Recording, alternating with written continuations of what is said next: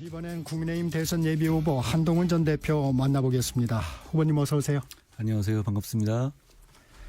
국민의힘 경선 후보 등록 마쳤습니다. 오늘부터 본격적인 이제 경선 일정이 시작되는데 어떤 각오로 임하시겠습니까? 죽을 각오로 싸워서 이기겠습니다. 우리 지지층이 바라고 대한민국이 바라는 것이 위험한 세상을 막고 새로운 미래 그리고 발전하는 미래, 성장하는 미래를 만드는 거라고 생각합니다. 그걸 위해서 몸을 바치겠습니다. 왜 지금 이 시기에 한동훈이 대한민국에 필요한가요? 지금은 시대 교체가 필요한 때입니다. 87년 체제에서 계엄과 탄핵이 조문에 없지 않았잖아요. 그렇지만 양쪽에서 마치 미소 냉전 단계에서 핵폭탄을 누르지 않듯이 자제해 왔죠. 그 자제가 요 몇 년 사이에 무너졌습니다. 지금 이대로 가면 시대 교체가 아니라 선수 교체로 그치면 공수교대만 돼서 결국 더 싸움은 격화될 거고 국민들은 더 고통받게 될 겁니다. 시대를 교체해야 되고 제가 그 시대를 교체할 수 있는 위치에 있고 그 정치 여정을 걸어왔다고 생각합니다. 제가 집권여당의 대표였지만 보수의 책임성을 지키기 위해서 계엄을 직접 나서서 저지했습니다. 그 이후에 여러 어려움을 겪고 있지만 그건 제가 감수할 문제입니다. 보수와 대한민국에 대한 책임감을 저는 가지고 있습니다. 그 책임감을 다하기 위해서 이 자리에 나왔습니다. 경제 대통령, 개헌 대통령 키워드로 수식어가 붙습니다. 한동훈 후보는 어떤 대통령이 되고 싶습니까? 제가 시대 교체를 말씀드렸죠. 시대 교체는 그 자체가 목표가 아닙니다. 어떤 시대로 가느냐가 중요한 거 아니겠습니까? 저는 성장하는 중산층의 시대를 만들려고 합니다. 결국은 중산층이 정치적으로도 소외되고 경제적으로도 지원해서 소외되어 왔습니다. 중산층을 강화할 것입니다. 중산층으로 더 많은 서민들을 편입되게 할 것입니다. 그런 정책을 통해서 그동안 보수정당이 부자정당이다. 기득권 정당이다. 재벌 정당이다. 이런 얘기 들어왔지 않습니까? 그런 얘기 더 이상 듣고 싶지 않습니다. 그래서 그런 정책으로만 가서는 많은 국민들의 마음을 얻을 수 없다고 생각해요. 성장하는 중산층의 시대를 만들어서 지금 이런 계엄과 탄핵으로 국민들께서 잃어버리신 국민들 개개인의 아주 보통의 하루를 되찾아드리겠습니다. 네, 윤석열 전 대통령 탄핵으로 결과적으로 실패한 대통령이 됐습니다. 한 후보께서는 윤 전 대통령의 정책이 모두 저평가돼서는 안 된다고 얘기했는데 저평가돼서는 안 되는 정책 구체적으로 언급해 주시면. 저는 가장 중요한 것은 한미일 협력의 재건입니다. 최근의 경제 상황을 보면 중상주의 시대로 돌아가는 것 같아요. 국가가 직접 개입해서 경제를 직접 나라 간에 전쟁하듯이 싸우고 있죠. 자본을 국적에 따라서 기업을 국적에 따라서 차별하고 있잖아요. 이런 상황에서는 어느 블록에서 이 시대를 겪어내느냐가 중요한데요.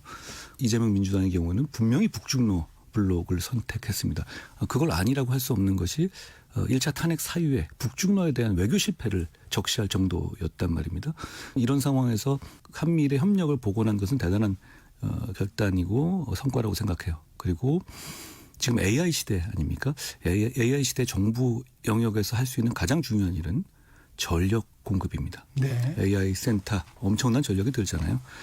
그 상황에서 문재인 정부가 탈원전 정책을 그렇죠. 하면서 네.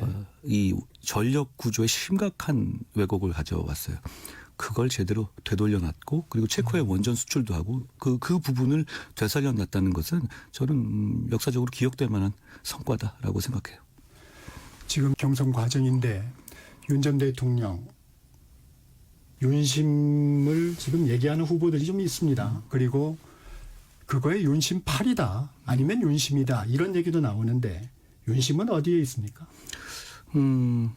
안타깝게도 저를 제외한 다수 후보들이 그 윤심이라는 것을 얘기하고 네. 윤심 8위를 하고 있는 것 같아요. 저는 길게 말씀드리지 않고 이렇게 설명드리겠습니다. 지금 대한민국에서는 민심이 윤심보다 딱 5천만 배 더 중요합니다.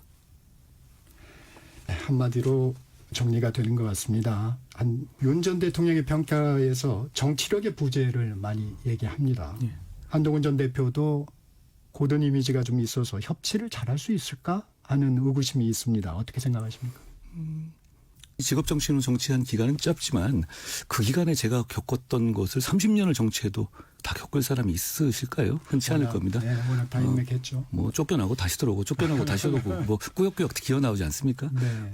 저는 그 과정에서 많이 배워가고 들어가고 있습니다. 제가 그리고 그렇게 쫓겨나갔다 다시 돌아오고 이런 게 가능한 것이 제가 정치를 할 줄 알기 때문이라고 생각해요.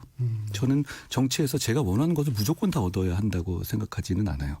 결국 정치는 듣는 것이고 경청하는 것이고 물론 그 과정에서 국민들의 마음을 강하게 대변하죠. 거기 그 선명성에서 제가 양보할 생각은 없습니다. 그렇지만 선을 넘지는 않아야 하고 중단할 때 중단할 줄 알아야 하고 저는 그걸 해왔다고 생각합니다. 많은 국민들이 경험 같은 걸 얘기하고 있잖아요. 네.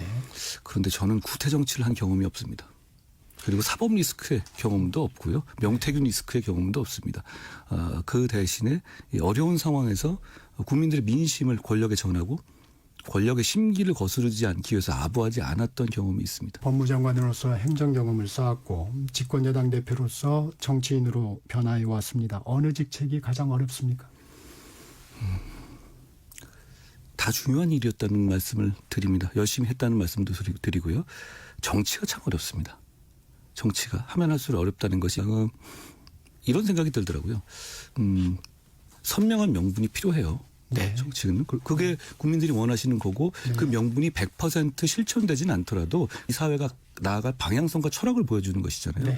저는 그 선명함이 정치인에게는 반드시 필요하다고 생각하고 저는 제가 손해보더라도 그걸 지키려고 노력했습니다. 그런데 또 정치의 과정이라는 게 사람 간의 관계이다 보니까 네. 그 선명함이 또 돌아오는 칼날이 되어 오기도 하더라고요. 그런 부분도 또 정치 현실이니 그걸 또 잘 견뎌내고 잘 설득하고 그 마음을 다독이고 이런 부분들이 참 어렵습니다. 어렵지만 잘 해보려고 합니다. 많이 도와주십시오. 많은 경험을 하셨다고 앞서 말씀하셨는데 일부에서는 그 과정이 정치 경험이 부족했기 때문에 많은 시행착오를 했다 이런 얘기도 있습니다. 이렇게 말씀드리죠. 오늘 조선일보 칼럼도 나왔던데요. 김건희 여사의 문제들이 많이 있었죠. 민심도 굉장히 동요했잖아요. 그때 왜 저만 지적했을까요? 그 경험이 부족해서였습니까? 다른 사람들은 경험이 많아서 그때 입국 닫고 옆에서 탬버린 치면서 아부하고 있었습니까? 정치는 그래서 안 된다고 생각해요. 그런 경험은 필요 없습니다. 그런 경험, 자기가 살기 위해서 권력자에게 아부하는 경험 같은 건 필요 없습니다. 국민들이 바라는 경험이 아닙니다. 우리가 정치인조차고 정치하는 건 아니지 않습니까? 저는 그때 제가 했던 일들, 제가 문제 제기했던 것들이 김건희 여사 문제도 있었고요. 이종섭 황상무 수석의 문제도 네. 있었고요. 명태균의 문제도 있었고, 의료 2,000명 고수 문제도 있었고, 김경수 사면복권의 문제가 있었습니다. 오히려 그때 왜 저만 문제를 바로잡기 위해서 나섰던지 그게 문제 아닐까 싶어요. 왜 다른 사람들 그렇게 경험이 많다는 분들은 왜 그때 입국 닫고 있었는지 왜 그때 대통령 옆에서 저와 대통령을 이간질하기 위해서 이간질하는 데서 나섰고 그 문제를 대통령에 직접 직언해서 바로 잡으려 하지 않았는지 그 경험 많은 분들에게 제가 묻고 싶습니다. 성적표를 하나 들이밀겠습니다. 안철수 후보가 이런 얘기를 했어요. 지난 총선 참패의 상징이며 반성과 성찰 없이 대선 주자로 나서는 것은 무책임의 극치다. 네. 어떻게 생각하십니까? 안 후보님 제가 응원 드립니다. 제가 안 후보님이 당선된 총선에서 제가 안 후보님을 위해서 정말로 많이 뛰었던 기억이 납니다. 총선은 성적표를 받아든 건데. 예. 그 성적표는 저도 받은 성적표지만 우리 국민의힘 진영 그리고 대통령 포함한 모든 사람이 받은 그 선거였죠. 그 선거에서 그 여러 가지 문제점들, 뭐 의료 사태는 여러 가지 문제점들이 있었잖아요.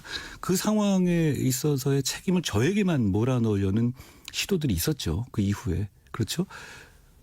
그게 만약 맞는 얘기였다면 제가 바로 몇 달 뒤에 63%로 당한테 당심과 민심으로 당대표로 당선되지 못하지 않겠습니까? 당원들과 국민들께서 총선의 공과가 어디에 있었는지는 정확하게 판단하고 계시다고 생각해요. 네, 당내 주류로부터 배신자 프레임이 존재하는 것이 사실입니다. 이는 어떻게 돌파해 가시겠습니까? 역으로 이렇게 묻고 싶습니다. 그분들은 그럼 2024년 12월 3일 10시 반에 당대표였다면 계엄을 저지하지 말았어야 한다는 건가요? 저는 그런 말을 하는 분들은 국민과 당원 지지자들을 배신하는 거라고 생각합니다. 누구에 대한 의리가 먼저입니까? 정치인이 누구에 대한 의리를 먼저 생각해야 하는 겁니까? 대한민국입니까? 아니면 윤석열 개인입니까? 탄핵 과정에서 탄핵에 반대했던 보수층도 적지 않습니다. 예. 보수 정당의 대선 후보로서 이분들은 어떻게 선택해 가시겠습니까? 저는 그 마음을 이해합니다. 그리고 공감해요. 이렇게 나눠서 말씀드리죠. 정치인으로서라면 계엄을 옹호해서는 안 됩니다. 민주주의자로서 할 수 있는 문제가 아닙니다. 토론의 영역도 아닙니다. 계엄을 막아야죠. 그럼 유혈 사태 놔둘 거예요? 대한민국의 성취를 무너뜨릴 겁니까? 계엄은 막아야 합니다. 이건 토론의 영역이 아닙니다. 그렇지만 국민들 입장에서는 이재명 위험한 정권이 되는 거 아니야? 라는 공포심과 그걸 막겠다는 애국심으로 광장에 나서실 수 있는 겁니다. 그분들이 광장으로 나서시게 돼서 탄핵을 정말 반대하고 자기 시간 써가면서 선의로 애국심을 발휘하고 그 추운데 엄동설안에 나오시게 하는 것에 대해서 저는 책임 있는 정치인으로서 대단히 죄송하게 생각해요. 그렇지만 계엄을 옹호하는 정치인들에게는 그렇게 생각하지 않습니다. 계엄은 옹호하면 안 되는 겁니다. 민주주의자고 공화주의자라면은 그런 의미에서 정치를 하는 사람이라면 계엄은 옹호해서는 안 됩니다. 이렇게 얘기하는 분들도 있잖아요. 계엄은 잘못된 거지만 네네. 별거 아닌 잘못이다라고 얘기하는 분도 있죠. 그러니까 계엄은 잘못됐지만 대통령직 수행해도 될 정도의 별거 아닌 해프닝이다. 이렇게 생각하는 분들도 계시잖아요. 지금도 공공연히 헌법재판소의 8대0 각 항목 기준으로 보면 40대 0에 보수를 대변하는 재판관까지 포함해서 그런 결론이 나왔음에도 불구하고 그런 얘기를 하는 분들이 계십니다. 그건 계엄을 옹호하는 겁니다. 계엄을 예를 들어서 무단횡단 같은 정도의 절차적 문제다. 이런 정도로 생각한다면 계엄에는 반대했어라고 말할 수 있는 게 아닙니다. 계엄은 심각한 문제예요. 그렇기 때문에 제가 그 얘기를 듣자마자 잘못된 것이고 국민과 함께 막겠다고 제일 먼저 저지하고 나섰던 겁니다. 이 계엄은 잘못됐지만 탄핵에는 동의 못하겠다. 이 메시지가 주는 혼선이 있었습니다. 제가 그 말씀을 드린 거고요. 국민들께서는 얼마든지 그렇게 생각하실 수 있어요. 왜냐하면 아니 지금 국민들께서는 정말 위험한 이재명 정권이 들어올 것 같은 그걸 막아야 되겠다. 그걸 막는 저지선 마지노선으로서 탄핵은 안 돼라고 하실 수 있죠. 합리적인 판단이에요.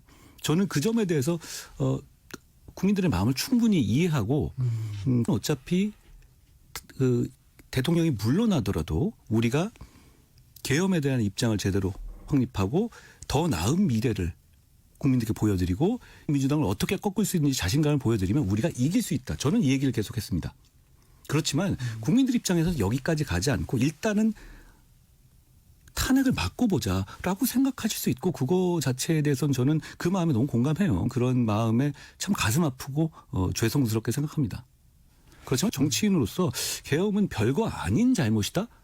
민주주의자와 공화주의자로서 택할 수 있는 선택지가 아니라고 생각해요. 만약 그거라면 다시 돌아가서 12월 3일 날 제가 계엄을 막지 말았어야죠. 윤 전 대통령 국민의힘 1호 당원입니다. 당원 당규를 보면 법률 위반 시에 제명 또는 탈당을 권유하게 돼 있죠. 이 부분 헌법을 위반한 대통령이 1호 당원이라는 부분 어떻게 풀어야 할까요? 제가 당대표로 있을 때 저는 어떻게든 이 계엄의 바다를 당대표로서 수습하고 건너려고 노력했어요. 그러기 위해서 계엄의 문제와 당이 분명히 선을 그어야 한다는 생각이 가슴 아팠지만요. 저는 대통령과 관계도 있잖아요. 왜 고통스럽지 않겠어요. 그렇지만 저는 공적 일을 하는 사람입니다. 선을 그어야 한다고 생각했어요. 그래서 윤리회부도 제가 지시했었죠. 물론 그 이후에 네. 무산되긴 했지만요. 다만 지금 상황에서는요. 이미 탄핵으로 직에서 내려온 상태잖아요. 여기서 그 문제를 선거를 앞두고 굳이 얘기할 필요가 있을지는 잘 모르겠어요. 저는 오히려 그 문제를 제가 대통령 현직 신분일 때 강력하게 제시했던 사람이잖아요. 그렇기 때문에 저는 지금 봐서는 글쎄 이 문제를 다시 계속해서 이게 어느 쪽이냐 너는 이쪽이냐 저쪽이냐라고 묻는 게 큰 의미가 있을까요? 그때 얘기했어야죠. 얘기하고 싶었으면. 전 대통령이 스스로 결정하게 기다려야 된다. 이런 평당원이시잖아요. 이제는 중요한 분이시지만 당원이시잖아요. 그러니까 거기에 대해서 뭐 당 전체가 이래라 저래라 뭐 굳이 그렇게 얘기할 만한 상황은 그런 시간적 단계가 지나갔습니다. 제가 보기엔. 경선 과정 여쭤보겠습니다. 가장 견제가 되는 후보가 있다면 누굴까요? 다들 강점과 약점이 다 있으신 분들이에요. 네. 저도 그렇지 않습니까? 그런데 이번 경선 과정은 우리가 반드시 이기겠다는 결기 그리고 반드시 이길 거라는 확신을 우리 지지층과 국민들에게 심어드리는 시간이었으면 좋겠습니다. 말씀을 안 해주시는데 그럼 캠프에서는 누가 가장 경쟁자로 보십니까? 다들 보면 돌아가시면서 저만 공격하시던데요. 저를 제일 유력한 경쟁자로 생각하시는 것 같긴 합니다.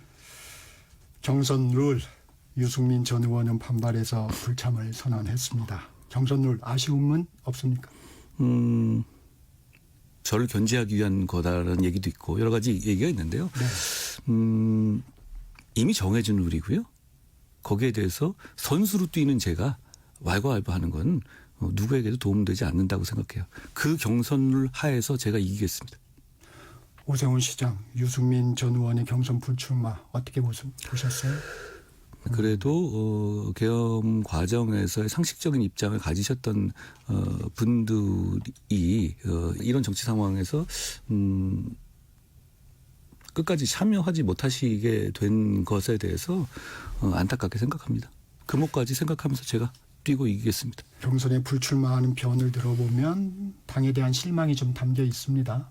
동의하시는 부분도 있으시겠죠? 당을 개혁해야 합니다. 네. 당이 가지고 있는 패배주의, 무산일주의, 기득권을 우선하는 주의를 반드시 개혁해야 합니다. 일부 기득권 정치인들은 이번 선거를 통해서 연명을 원하시는 것 같아요. 승리가 아니라. 그런데 우리 지지층들이 그분들의 연명을 위해서 이렇게 밖에 나와 계신 겁니까? 그렇지 않아요. 승리를 위해서 나와 계신 겁니다. 저는 승리를 위해서 진짜 서서 죽을 각오로 끝까지 가보겠습니다. 오늘 대구 방문하시죠? 예. 얼마 전에도 다녀오셨는데 이게 이제 상징적인 도시입니다. 대구의 민심은 어떻게 느끼고 계십니까? 대구의 민심은 정말 승리를 바라고 계시다고 생각합니다. 대구에서 말씀하시고 이런 부분도 결국은 반드시 이겨야 된다는 그런 절박함에서 나온 생각들이었을 거예요.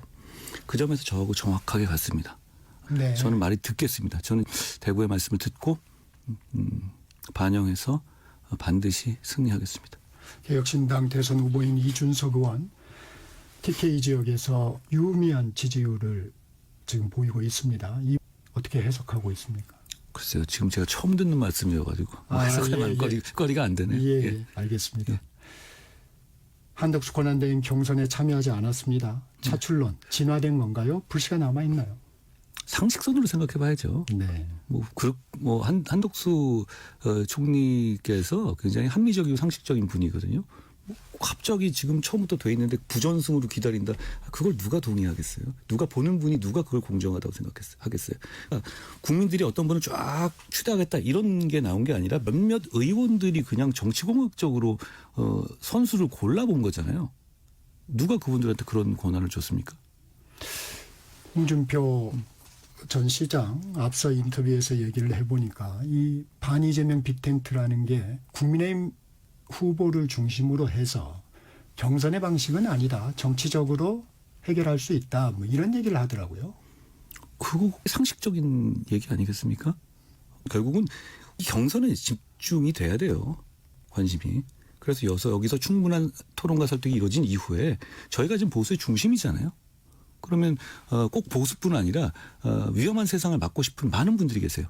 그 에너지를 한데 모아야죠. 거기서 뭐 누구는 안 되고 누군 되고 이런 건 없습니다. 거기에 민주당의 비명계도 포함될 수 있습니까? 제 말씀에 답이 다 있는 것 같은데 누구는 안 되고 누구 들어간 거를 왜 따져야 하죠? 예. 알겠습니다. 그러면 우리 당에서 지금 열심히 뛰고 계신 분들도 민주당에서 오신 분들 많잖아요. 한 대표 말씀을 들어보면 연정에 대해서는 선을 긋고 있는 것 같아요. 연정이요? 예, 그 부분은 어떻습니까? 어떤 말씀에서 연정이죠? 홍준표 전 시장은 연정도 가능하다 집권하면 이런 얘기를 했던데. 집권하면 연정이다. 근데 우리는 지금 민주당을 이기려는 목표를 가지고 있어요. 그 이후에 그런 것까지 생각한다고요? 전 홍 시장 장점 많으시지만 민주당 참 좋아하시는 것 같아요. 지난 선거에서도 조국 수홍하고 이렇게까지 말씀하시지 않았어요? 저는 지금 이 단계에서 민주당과 연정을 얘기하는 거는 우리 지지자들의 마음을 다치게 하는 거라고 생각합니다. 저는 연정을 얘기하기 전에 민주당을 일단 이기겠습니다. 출마 선언을 하면서 괴물 정권의 탄생을 막아야 한다고 했습니다. 예. 왜 이재명 전 대표는 대통령이 되어서는 안 됩니까? 어떤 정치인의 말을 믿으면 안 된다고 생각해요. 행동과 그간에 있었던 일들을 믿어야죠. 이재명 대표는 공적 마인드가 없는 사람입니다. 법카 같은 것도 갖다 쓰고 그게 반복돼 왔죠. 어떤 공적 마인드를 그리고 자기의 방어를 위해서 공적인 어떤 기구를 활용하는 것을 반복해 왔어요. 심지어는 최근에 선거법 선고 전에 위헌법률심판제청을 민주당을 통해서 아주 강력하게 한 바 있죠. 그렇죠. 이런 방식의 정치를 대통령이 돼도 할 사람입니다. 그런데 문제는 이 사람이 혼자 계속 이러면 상관없어요. 그런데 이번에 민주당으로서 대통령이 되면 어떤 상황이 되냐면 180석, 190석의 엄청난 다수 의석을 갖게 됩니다. 그러니까 여기서 뭘 하더라도 거부권은 의미가 없어집니다. 그렇죠. 또 하나 사법부에 대해서 큰 영향을 끼치게 됩니다. 조희대 대법원장이 연세가 많으셔서 결국은 이번 대통령이 새로 대법원장을 임명합니다. 공석이 있는 헌법재판소장도 마찬가지죠. 그러면 이런 그 권력을 한 명이 이렇게까지 다 가져온 퍼펙트 스톰처럼 다 갖는 권력이 최근 우리 현대사에는 없었습니다. 그런데 그 사람이 절제하고 자제하는 사람이었으면 모르겠습니다만 지금 이 상황에서 보면 헌법재판소도 이례적으로 당사자인 윤 대통령이 아닌 이재명 민주당의 문제를 신랄하게 지적했어요. 제가 법조인 오래 해봤지만 당사자도 아닌 사람들의 얘기를 이렇게까지 써놓은 결정문을 본 적이 없어요. 결국은 이 비극을 가져온 두 축 중에 한 명이에요. 그런데 이 사람이 여기 들어와서 그런 권한을 행사하면서 그리고 자기한테 쏟아지는 여러 가지 재판들 그 재판들 계속 굴러간단 말입니다. 그걸 막기 위해서 둘 무리수를 생각해 보십시오. 뭐든 할 뿐이거든요. 핵폭탄 버튼을 누른 사람이잖아요. 앞으로도 계속 누를 겁니다. 그러면 이 사람이 가져올 미래 그리고 이 사람이 가져올 괴물 정권이 우리 국민들의 삶을 얼마나 피곤하게 할 것인지는 너무 보여요. 저는 이분이 거의 1984년에 나오는 전체주의를 연상시킬 만한 정치를 할 거라고 생각해요. 왜 그러냐면 대중적으로 동원과 많이 결합돼 있잖아요. 그동안 계속 그래왔죠. 뭐 하려고 그러면 자기 재판하려고 그러면 쭉 불러가지고 시위하고 막 이런 걸 해왔잖아요. 그게 권력과 결합됐었을 때 나올 수 있는 공포스러운 세상은 저는 끔찍하다고 생각해요. 많은 분들이 그걸 걱정한다고 생각하고요. 대신 저는 걱정하지 말라고 말씀드립니다. 제가 막을 겁니다. 국민의힘이 정책과 비전을 제시하기보다는 이재명 불가론에 매몰돼 있다. 뭐 이런 지적도 있습니다. 어제 제가 한 발표를 못 보신 것 같습니다. 아, 정책 내놓으셨죠? 예. 저는 정책을 많이 말씀드렸는데 오히려 이런 프로그램에 나오면 거의 한 90% 한다면 나중에 한 꼭지 물어봅니다. 정책을 안 하는 게 아니라 제가 처음 말씀드렸죠. 저는 네. 성장하는 중산층의 시대를 만들 겁니다. 그리고 그 성장의 목표는 복지입니다. 복지의 대상은 서민만이 아니라 우리 모두입니다. 그리고 미래를 위해서 희생하는 게 아니라 오늘의 우리에 대한 복지를 강화할 겁니다. 그래서 시민 한 분 한 분의 아주 보통의 하루를 지켜드린다. 그게 제 정치의 목표고 그걸 저는 할 수 있습니다. 언론의 책임도 좀 지적하신 것 같아요. 책임이라고 말씀드리는 건 아니고요. 아무래도 이런 게 재미있고 국민들이 관심이 있으시니까 집중되게 되는데 다만 정책적인 준비를 굉장히 많이 했습니다. 혹시 시간이 되시면 나중에 정책만으로 보는 걸로 네. 저를 한번 대화해 주시면은 제가 더 성심성의껏 잘 준비해서 앵커님 뵈러 오겠습니다. 알겠습니다.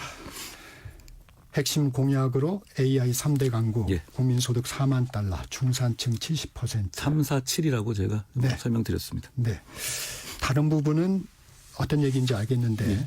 처음에도 강조하셨지만 중산층 70% 공약 딱 다가오지 않습니다. 어떻게 이룰 수 있는 건가요? OECD 기준으로 봤었을 때는 이제 중위소득 기준에 몇 퍼센트 이런 식으로 중산층을 정의합니다. 근데 중산층의 정의라는 게 그 정의로 보면 지금 이미 우리는 중산층 60%가 넘습니다. 그렇지만 과연 우리 국민들이 60%가 스스로를 중산층으로 생각하고 계시냐 하고 얘기한다면 얘기가 달라집니다. 네. 훨씬 내려가게 되죠. 그만큼 삶이 퍽퍽하다는 겁니다. 우리는 이미 선진국이 됐어요. 선진국이 됐었을 때 일본은 선진국이 됐지만 일본의 시민들의 삶이 윤택하거나 행복도가 아주 높은가요? 그렇지 않다고들 생각하시는 것 같아요. 일본 시민들이 살기 어렵다고 생각하죠. 선진국이 되는 길 중에서 그 길로 가는 방법이 있고 우린 선진국이 된 지 얼마 되지 않았으니까 그렇지만 국민이 행복한 길로 가는 길이 있습니다. 저는 그 핵심을 중산층을 강화하고 지원하고 중산층의 영역을 넓히는 거라고 생각해요. 짧은 목표를 잡은 겁니다. 현재 기준으로 OECD 기준으로 60%인데 그걸 70%까지 늘려보겠다. 그러니까 서민 내지는 취약 중산층 입장에서는 이 하층으로 떨어지지 않게 하고 조금 어려우신 분들 입장에서는 중산층에 대한 희망, 편입을 강화시켜야 한다는 거예요. 현재 우리나라의 중산층의 인식의 문제는 중산층이 아닌 서민층 입장에서 중산층 편입에 대한 희망을 많이 잃고 계세요. 지금 있는 중산층만 지원하겠다는 게 아니라 중산층의 범위를 넓히겠다는 정책 목표를 70%라는 말씀으로 드린 겁니다. 그리고 그건 정치적인 양극화도 극복할 수 있는 길이라고 봐요. 중산층과 중도층 혹은 정치적 중간층이 정확하게 겹치는 개념은 아니지만 결국 민주주의는 중산층을 강화해야 한다는 말이 있잖아요. 그런 것처럼 지금은 양극단의 스펙트럼 끝이 너무 진하고 이분들의 목소리만 너무 반영되고 있습니다. 실제로 근데 대한민국에는 이분들이 더 많아요. 말씀드린 것처럼 OECD 기준으로 60%가 넘는단 말입니다. 이분들의 정치적인 목소리를 내 공간도 드리기 위해서는 중산층에 대한 적극적인 지원, 중산층에 필요한 정책들을 해야 된다고 생각합니다. 네, 지금까지 한동훈 예비후보였습니다. 고맙습니다. 고맙습니다.